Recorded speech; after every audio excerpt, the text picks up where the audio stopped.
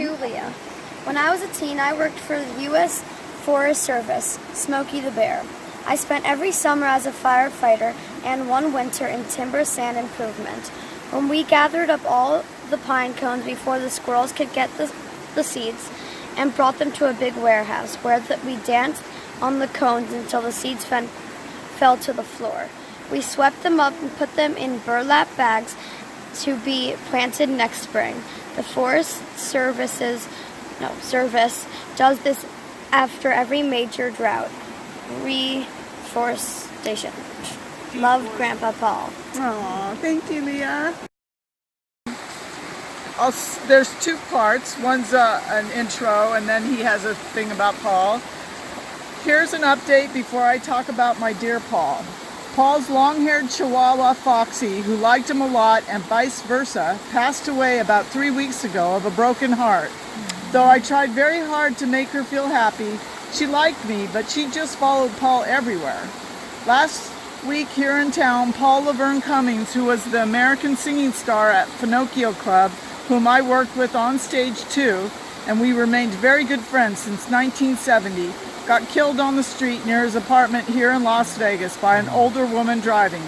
By the way, my Paul and my mom Tila knew Laverne well too.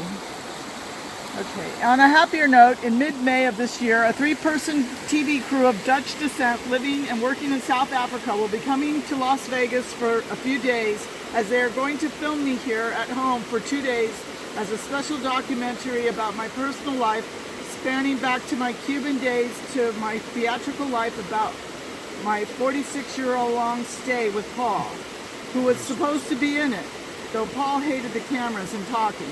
So I will do it for him, and still photos will be used. That crew will stop in San Francisco first and film Potrero Hill, our first home, which was at 1133 DeHaro Street, and my former hair salon at 18th and Kansas Street. Then they will head to Broadway and film the outside of what was then the world-famous Pinocchio crew. While in Las Vegas, the TV crew will take me to dinner on my birthday, and also on the last day of this day, I told them they will be my swan song, because I cannot last too long on this earth without Paul. Each day and night that passes, I feel as if only a terrible nightmare, but when I were to wake up, Paul would still be here with me, but it is not so.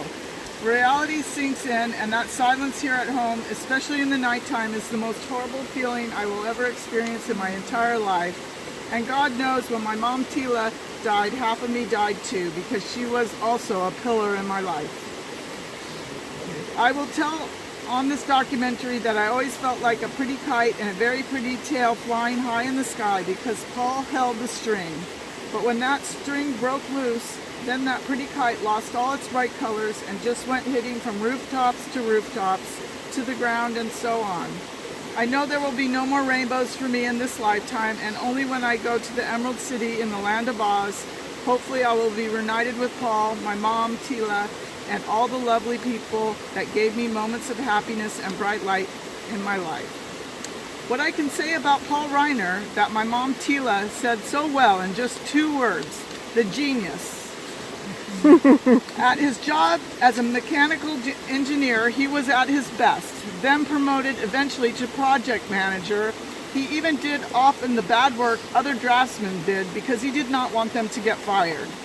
At different homes, especially the one in Potrero Hill, he did most wonderful and creative work of craftsmanship in repairing and reconstructing a home that should have been torn down.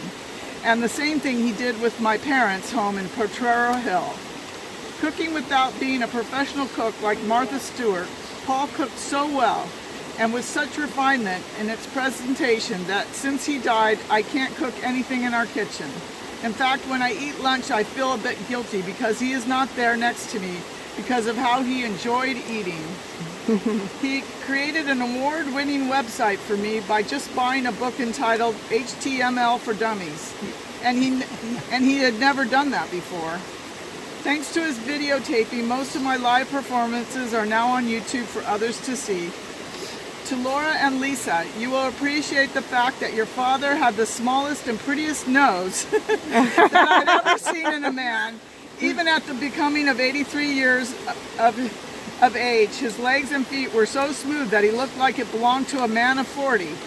Did you know that at Polytech High School, when he ran track, he either ran or competed with then not too famous yet singer Johnny Mathis? Wow. I can go on telling you and others what Paul Ryner meant to me, about his intelligent mind, about his great creativity, and how he cared for all of you but did not know how to show it. He worried about Dave, and he knew he was in good hands with Tina, and so on. But as I wake up every day, the pain is so strong in me that I feel at times I cannot make it. But when I walk into that side of the yard here at our home and see all the plants that he planted from scratch, because there were no plants here when we bought this home in 2004, somehow his legacy lives on. I can't be with you now because of my many pets that I have to take care of, and because without Paul I have no desire to ever travel again. But believe me, Paul is alive in my heart, and on a funny note, since his passing, I've been wearing his clothes, and not mine as before. Well, I don't do a very good butch job doing so, but at least I feel close to him somehow. Listen, for someone like Paul, who did not like applause and publicity like I always wanted and needed Paul, has now his ashes in 3 special places: here at home, at Lisa's, and then pretty soon in some lovely wooded area in Santa Cruz Mountains. Yep. I won't say rest in peace because that sounds too boring, but Paul sees all the planets and galaxies and other beings and other planets and enjoy. Please wait for me, and please don't reincarnate any more here on Earth. God bless you all. David Harry D'Alba. Oh, that's really, really, really nice. Thank you, David. Thanks, David. Aw, that was lovely. Okay.